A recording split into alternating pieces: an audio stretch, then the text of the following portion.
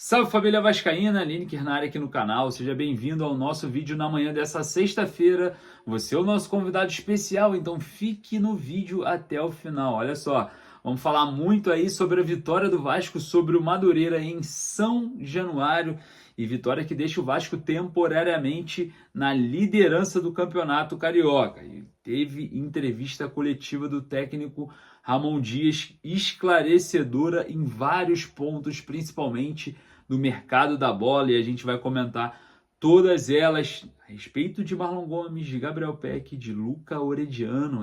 Muita coisa foi esclarecida aí pelo técnico argentino. E claro, vamos falar sobre a situação de Pablo Verratti, né, que é uma das coisas que o torcedor vem temendo, que é a tal renovação que está sim em percurso, né? Lá no Uruguai eu pude presenciar essa negociação entre Pablo Verratti e Vasco com a figura de Alexandre Matos, e a situação envolvendo o Grêmio, a situação envolvendo também outros clubes que estão de olho no argentino, e essa renovação, que não é uma renovação, o jogador tem contrato com o Vasco, mas é aí um aumento, né? Um aumento em seu contrato, em seu salário, que o argentino vem tentando buscar junto com os seus agentes.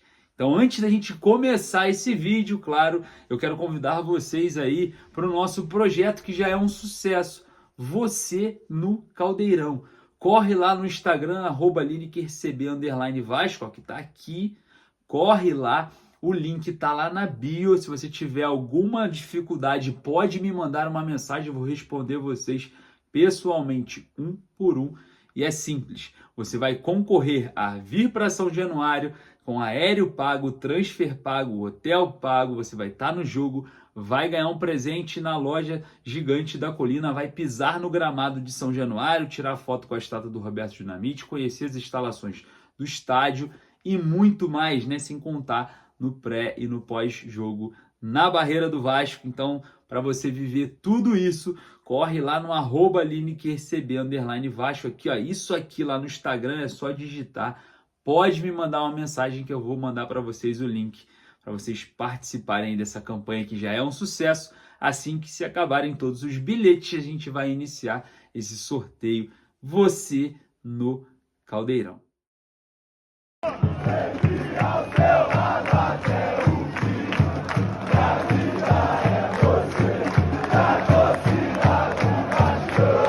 Bora começar esse vídeo falando sobre a vitória do Vasco, né? Em cima do Madureira. Vitória essa que deixa o Gigante da Colina na liderança de forma temporária. Claro, o Vasco hoje entra com secador no jogo contra o Flamengo ali. O Flamengo joga ainda completando essa rodada. Em caso de tropeço do Flamengo, aí o Vasco lidera o Campeonato Carioca com 7 pontos. E vamos falar um pouquinho da partida, né? Partida que começou ali, o Vasco muito mal no setor ofensivo, com poucas criatividade, também com poucas inspirações, né, nesse setor.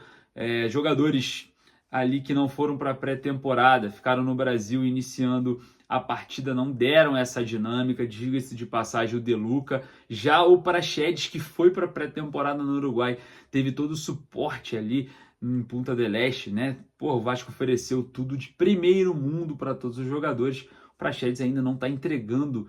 É impressionante, né? Fisicamente e taticamente aquilo que a gente espera. Mas após a entrada de jogadores como o Payet, Paulinho e o Jair, a dinâmica no meio-campo melhorou. O Vasco ficou mais solto no setor ofensivo e, em ritmo de treino, marcou 2 gols e venceu por 2-0. Diga-se de passagem, né? A questão do Paulinho também no meio-campo, dando esse suporte operacional, tanto na marcação quanto na parte ofensiva. E o francês Dimitri Payet ali, o fino da bola, né? Camisa 10, jogando como camisa 10, com muita condição física, jogador leve, tá muito mais leve, tá muito mais solto, muito mais adaptado. Veio aí a otimizar essa vitória do Vasco por 2-0 em cima do Madureira, que não assustou o Vasco. Ali teve 2 a 3 chegadas, mas a última finalização, o último passe sempre muito precipitado. O Gigante da Colina vence, ainda não convence, né? Ainda precisa de um avanço, precisa melhorar. E no intervalo ali do primeiro para o segundo tempo, insatisfeita a torcida, cobrou o Alexandre Matos, que estava presente em São Januário, cobrou reforços ali. A gente tem esses registros e eu acho interessante essa cobrança, né? Já que o Vasco consegue vender muito rápido os jogadores, as negociações não se arrastam, e o contrário, né? Na hora de contratar, as coisas ficam sempre em planos, né, burocráticos. Vai para a comissão técnica, vai para a diretoria, vai para a 777, volta para a comissão técnica, e assim fica esse desespero para contratar e a velocidade para vender. É uma das críticas que a gente está cobrando e muito nos bastidores. A Vasco SAF em si, vamos cobrar até que isso se resolva. E também falando sobre a coletiva do Ramon nessa vitória, né? Não tem como a gente não destacar essa coletiva, onde o Ramon deixou muito claro alguns pontos e eu vou trazer para vocês. O primeiro, a saída do Marlon Gomes e do Gabriel Peck. O Ramon Dias deixou muito claro que ambos quiseram sair. Por conta dessa evolução econômica, são jovens jogadores buscando uma independência, né, econômica.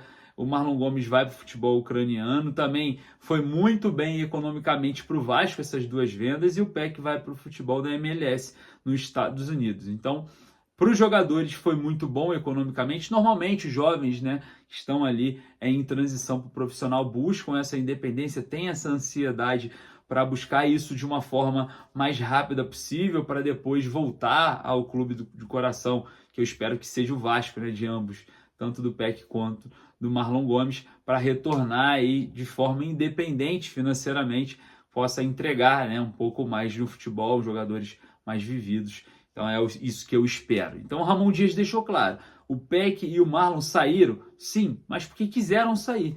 E a situação mais clara ainda foi Orediano, né? Ao ser perguntado ali sobre o jogador, Ramon Dias deixou claro, o Orediano quer ir embora. E não me agrada jogadores que querem ir embora. Me agrada jogadores que vão ficar, que queiram ficar. Foram as palavras aí do Dom Ramon. Tiro curto, tiro bem curto, foi bem direto nessa situação. Então você, torcedor, que talvez queira, né, que o Orediano vá ou não ficar, esqueça, o Orediano não vai ficar. E foi falando sobre reforços ali também, né, que o Vasco precisa melhorar do meio para frente, precisa contratar jogadores para o setor ofensivo, né, com essa captação de recurso. A situação do Lúcio Rodrigues, né, Luciano Rodrigues, pode avançar. É um jogador que está no radar do Vasco há muito tempo. O Vasco vai monitorando a situação do atleta e pode aí, quem sabe, avançar por Luciano Rodrigues. É uma possibilidade. Agora, sobre Juan Sforza, né, o volante do New Old Boys da Argentina, o Ramon Dias deixou muito claro que o jogador está muito próximo de acertar a sua vida ao Vasco a qualquer momento. Comentou sobre o jogador, né? Um jovem com muita experiência no futebol argentino, tem mais de 130 participações na liga, e a gente vem observando aí um mercado sendo mais agitado após a saída do Marlon, né? Parece que o capital chegou de vez para resolver algumas situações e o Sforza pode chegar a qualquer momento. Mas simplesmente resumindo o que o Ramon Dias falou na coletiva. Gente, só vai ficar quem quiser ficar. Quem não quer ficar vai sair e ponto final.